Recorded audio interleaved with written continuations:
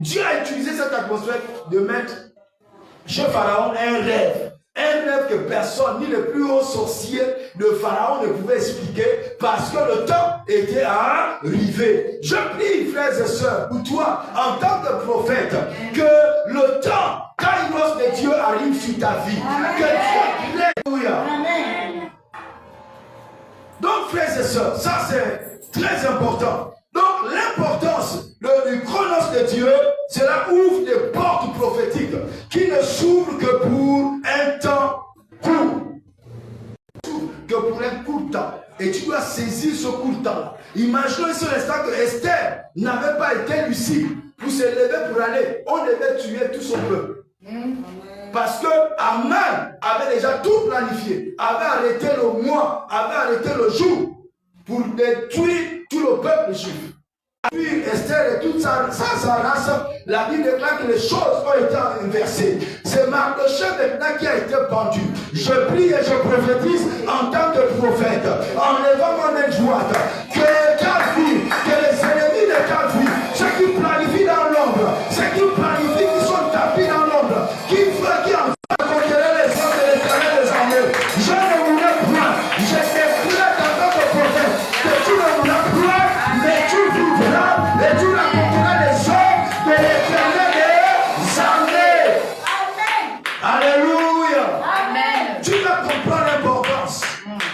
Frère, amen. Ce n'est pas l'importance de connaître le temps de Dieu, le calendrier de Dieu, l'horloge de Dieu. Le temps de Dieu, ça te permet de t'aligner, ça te permet de te positionner. Amen, amen. Avec le mouvement, le flux de l'Esprit de Dieu. Et c'est ce que Jacques, comment on appelle ça? Siméon, il était le seul dans Luc chapitre 2, dans tout Jérusalem, il était le seul qui était aligné avec le flux de Dieu. Qu'il a tous attendaient, n'est-ce pas, le Messie, que le Messie allait venir. Mais tous n'étaient pas alignés avec le flux, n'est-ce pas, de l'Esprit de Dieu. Oh, je prie et je prophétise que dans ta saison, que tu ne rates pas le flux de Dieu, que tu sois aligné avec le flux de Dieu, que tu t'accordes avec le flux de l'Esprit de Dieu et que tu ne passes pas à côté. Dans le nom puissant de Jésus, alléluia, donne-moi un amen, que le ciel s'ouvre et que cette parole s'attache à ta vie, que cette parole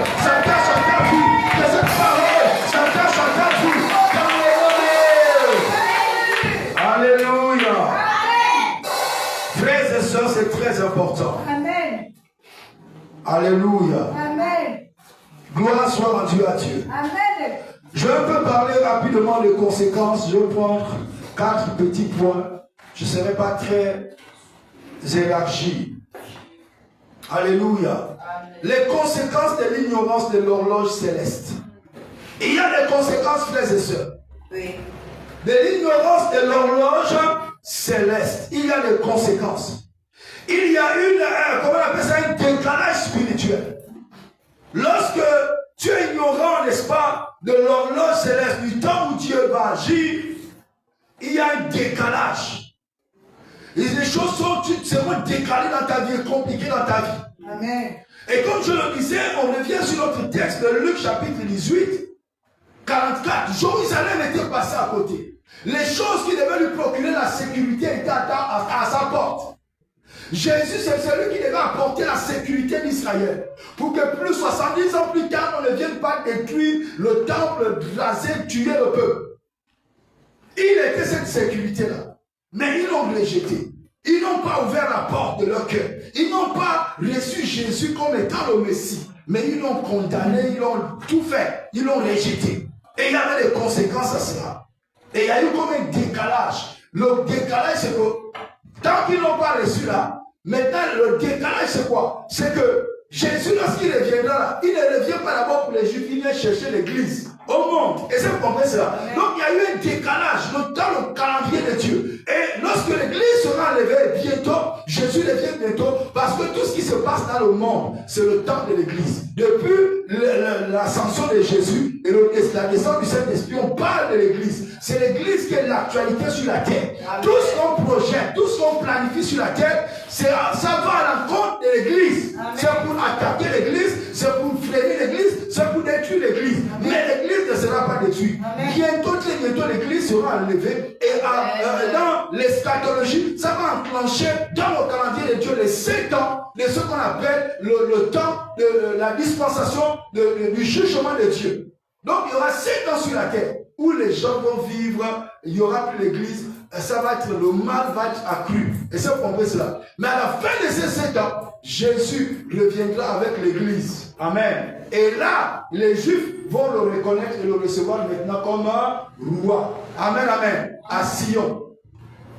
Jésus viendra pour établir le règne millénaire. Mais regardez vous-même le décalage. Entre temps, Israël est en train de souffrir. On est en train de bombarder. On est en train de... Des choses se passent. Et c'est vous comprenez. Eux aussi, ils sont en train de poser aussi des actes. Mais pourquoi? Parce qu'ils sont en décalage par rapport au calendrier de Dieu. Vous voyez-vous? Le décalage crée beaucoup de choses. Amen. Le décalage crée beaucoup de choses. Donc, on doit être attaché. Alléluia. Amen. Donc, lorsqu'on ne comprend pas les conséquences, c'est qu'on manque la percée malgré les efforts. Tu peux fournir les efforts, mais tu n'auras pas la percée.